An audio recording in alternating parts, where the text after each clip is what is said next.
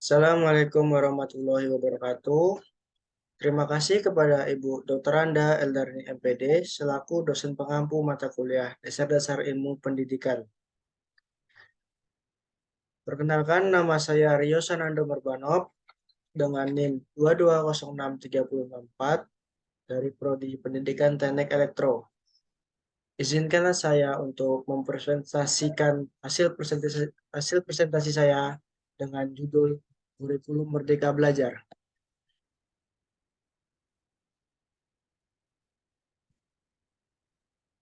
Yang pertama, pengertian kurikulum Merdeka Belajar.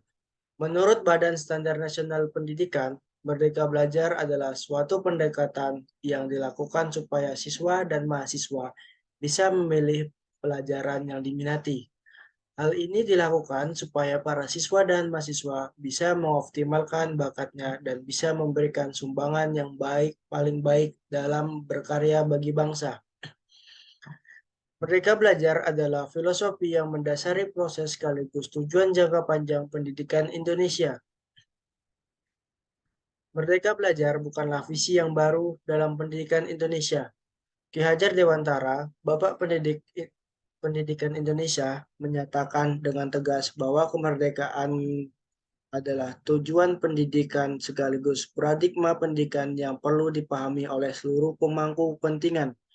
Anak-anak hidup dan tumbuh sesuai kodratnya sendiri.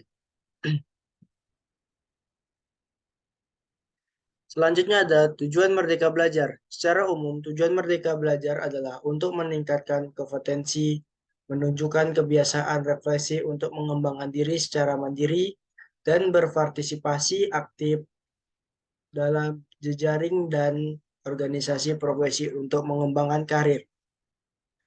Merdeka Belajar pada setiap peserta didik berwujud dalam kemandirian untuk mengatur proses belajarnya sendiri. Self-regulated learner. Proses pembelajaran yang sesuai dengan kebutuhan peserta didik yang memiliki gaya belajar, potensi, serta minat yang beragam. Selanjutnya, pendekatan yang diperhatikan dalam Merdeka Belajar. Di antaranya, 1. Peserta didik merancang atau mengatur diri tujuan, alur, dan penerapan pembelajaran. Self-directed dan regulated learning. Yang kedua, personalisasi pengalaman belajar termasuk konten, model pembelajaran, asesmen, dan model penerapan pengetahuan. Personalized learning. Yang ketiga, penyesuaian pembelajaran secara individu atau yang disebut dengan individualisme learning. Selanjutnya ada 4 pokok kebijakan Merdeka Belajar. Dalam program Merdeka Belajar terdapat 4 hal paling pokok yang disebut 4 program pokok kebijakan pendidikan Merdeka Belajar. Adapun keempat hal tersebut ialah yang pertama, program ujian sekolah berstandar nasional atau disingkat dengan USBN. Yang kedua, ujian nasional disingkat dengan UN. Yang ketiga, rencana pelaksanaan pembelajaran yang disingkat dengan RPP. Yang keempat, penerimaan peserta didik baru PPDB zonasi. Selanjutnya, adapun implementasi dari 4 program pokok kebijakan pendidikan tersebut adalah yang pertama, USBN berbasis pembelajaran holistik. Salah satu program visioner yang sudah diterapkan dalam semangat Merdeka Belajar ini adalah dengan mengubah USBN menjadi lebih holistik. Yang kedua, penghapusan ujian nasional. Pak Menteri juga memutuskan bahwa pada tahun 2020 lalu adalah tahun terakhir diselenggarakan UN atau ujian nasional. Yang ketiga, perubahan cara penyusunan dan penggunaan RPP. Isi Merdeka Belajar selanjutnya adalah penyederhanaan administrasi guru, khususnya RPP atau Rencana Pelaksanaan Pembelajaran. Yang keempat ada PPDB yang lebih fleksibel. Langkah drastis selanjutnya adalah tentang PPDB. Sekarang siswa dan orang tua siswa bisa memilih sekolah lebih fleksibel, tidak lebih terkurung pada aturan PPDB zonasi yang kaku. Kelebihan dan kekurangan Merdeka Belajar. Kelebihannya, yang pertama, anak didik bebas berekspresi, Maksudnya anak didik bebas berekspresi dalam artian leluasa dalam belajar karena tidak diatur oleh satu pelajaran saja. Intinya anak didik belajar sesuai kompetensinya masing-masing. Yang kedua, anak didik tidak dituntut sama program Merdeka Belajar ternyata membawa perubahan pada sistem pendidikan Indonesia. Karena selama ini anak didik ditargetkan oleh nilai akademik saja. Maka program Merdeka Belajar menjadikan siswa terlihat istimewa karena skill yang berbeda-beda. Dalam proses pembelajaran pengenalan bakatnya, kita sebagai guru harus selalu ada agar anak tidak putus asa dalam prosesnya. Yang selanjutnya RPP 1 lembar. Karena anak didik belajar sesuai potensinya masing-masing, maka kita selaku gurunya yang membimbing anak didik hanya perlu menyesuaikan arah. Dengan adanya RPP 1 lembar, beban guru sedikit berkurang karena itu diharapkan guru pembimbing fokus dalam pengarahan dan mendampingin anak didik. Kekurangan. Yang pertama, membutuhkan waktu dan biaya yang tidak sedikit dengan bebasnya berekspresi anak didik dalam belajar. Tentunya memakan waktu dan biaya yang tidak sedikit karena dalam prosesnya anak didik berbeda-beda pemahaman. Yang kedua, kurangnya guru yang merdeka. Untuk mewujudkan anak didik yang merdeka dalam belajar, tentunya memerlukan guru yang merdeka dalam mengajar juga. Tetapi pengalaman guru yang merdeka hanya sedikit. Kebanyakan dilihat dari pengalaman para guru pada masa kuliahnya dulu. Hal ini disebabkan oleh kurangnya pengalaman para guru karena program Merdeka Belajar baru-baru ini diterbitkan.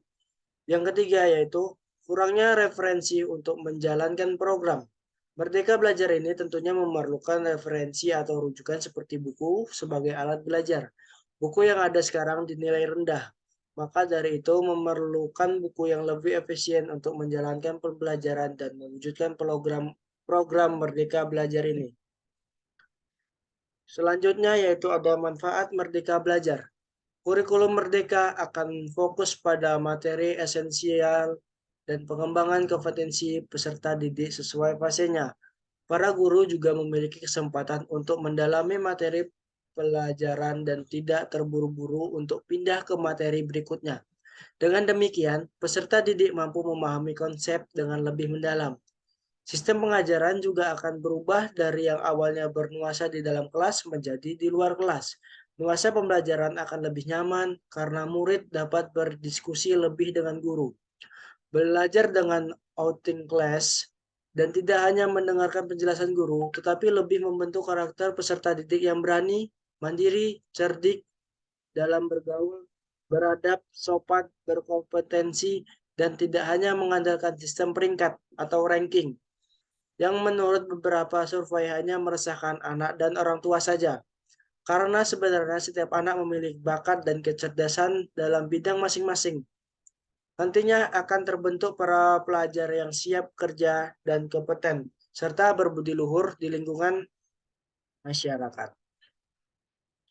Selanjutnya ada implementasi Merdeka Belajar. Yang pertama, memperbaiki kerangka standar kompetensi guru, perlunya pengembangan standar profesional guru dan kepala sekolah yang berbasis kompetensi dengan pendekatan pengembangan pendidikan ke depannya yang lebih jelas dan pasti.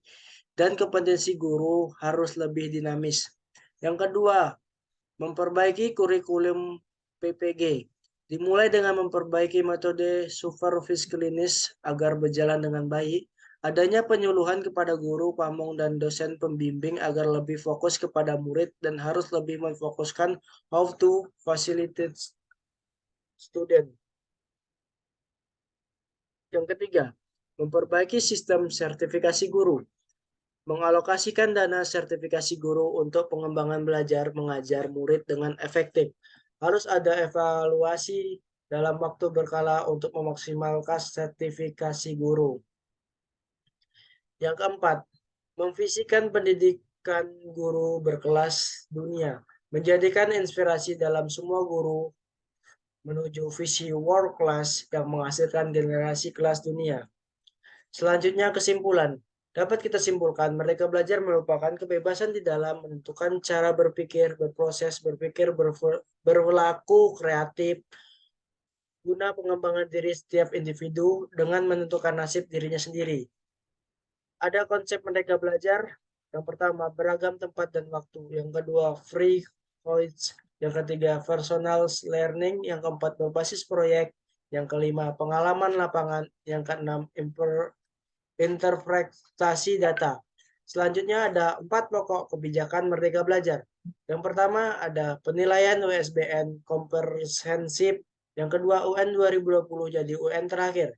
Yang ketiga penyederhanaan RPP. Yang keempat zonasi lebih fleksibel. Adapun tujuan Merdeka Belajar menciptakan link and match atau yang menghubungkan dunia belajar dan dunia kerja. Jadi pelajar dapat terhubung dengan dunia pembelajaran dan juga dunia pekerjaan. Kebijakan Merdeka Belajar juga bertujuan untuk mewujudkan kualitas atau mutu pendidikan yang berkelanjutan. Oke, segitulah presentasi dari saya. Saya ucapkan terima kasih. Apabila ada kata-kata saya yang salah, saya mohon maaf. Saya akhiri. Wassalamualaikum warahmatullahi wabarakatuh.